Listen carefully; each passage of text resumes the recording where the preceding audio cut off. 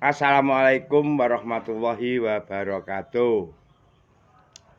Dulur-dulur, kembali lagi dengan saya Pak Dekolik alias Mbu Gandrung. Dan jangan bosan-bosan karena saya selalu membawa konten-konten baru. Kali ini saya akan berkisah tentang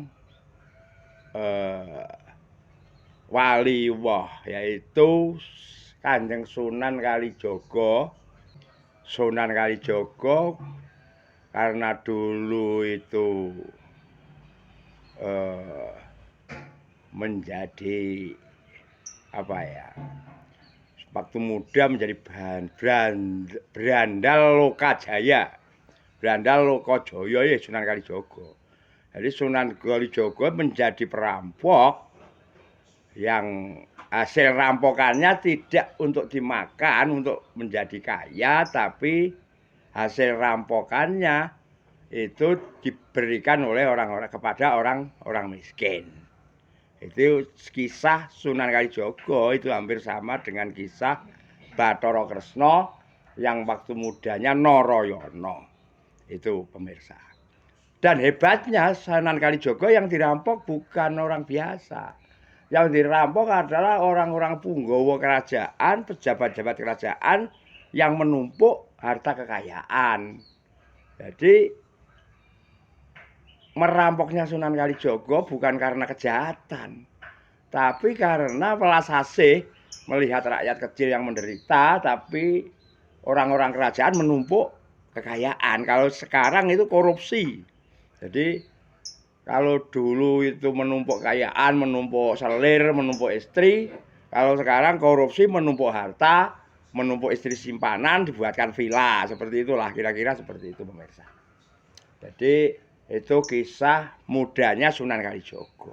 Jadi ketika Sunan Kalijaga ketemu dengan Sunan Bonang, yang Alkisah waktu itu Sunan Kalijaga melihat Sunan Bonang itu tongkatnya dari emas, terus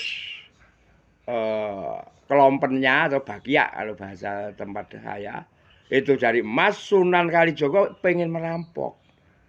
Nah, karena Sunan Bonang juga orang yang waliwoh yang sangat dekat kepada Allah, yang sangat luar biasa. Akhirnya Sunan Bonang mengatakan kepada Sunan Kalijaga, tidak hanya kelompen saya, tidak hanya tongkat saya yang dari emas. Itu ada buah. Jadi yang ditunjuk adalah buah. Buah apa itu? Buah kolang-kaling, buah aren yang seperti saya tanam di depan itu. Itu juga dari emas, ditunjuk seperti itu. Spontan seperti kun fayakun. Seperti kun fayakun, bukan kun fayakun ya. Jadi buah kolang-kaling berubah menjadi emas. Itu ya. Alkisah Sunan Kalijaga menjadi heran, Sunan Kalijaga menjadi malu, dan Sunan Kalijaga menyatakan ingin menjadi muridnya Sunan Bonang. Gitu ya.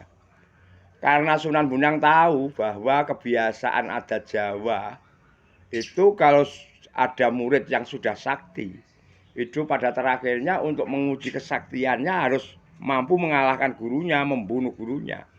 Sehingga Sunan Bonang memutar otak. Iki tulus apa enggak? Ini tulus apa enggak ingin menjadi murid saya? Akhirnya Sunan Kalijaga disuruh menunggu tongkatnya Sunan Kalibonang di pinggir sungai, ditancapkan, suruh nunggu sampai Sunan Bonang kembali lagi. Itu kisahnya seperti itu pemirsa. Jadi sampai suatu waktu setelah itu Sunan Bonang meninggalkannya, sampai suatu waktu Sunan Bonang lewat lagi tempat itu karena Sunan Bonang berpikiran tidak mungkin tongkat akan ditunggu terus sudah bertahun-tahun.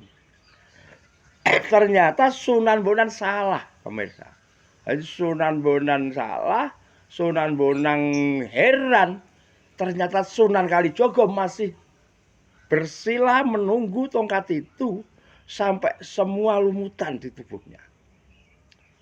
Jadi karena herannya Sunan Bonang, ini sudah berapa tahun Sunan Bonang sudah lupa, Sunan Kalijaga lumutan, Sunan Bonang kaget setelah diusap dahinya ternyata masih utuh, dan Sunan Kalijaga begitu ditepuk oleh Sunan Bonang langsung berdiri, langsung sehat, tidak merasakan apa-apa.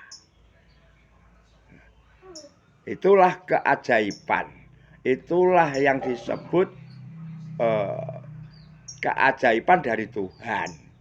Sunan Bonang sendiri juga heran, Sunan Kalijaga sendiri tidak merasa menunggu tongkat itu selama beberapa tahun. Sunan Kalijaga hanya merasa dia tertidur sebentar. Nah, ini bukti dari kebesaran Tuhan. Jadi kalau ada orang yang tidak percaya dengan kebesaran Tuhan itu, menurut saya salah besar.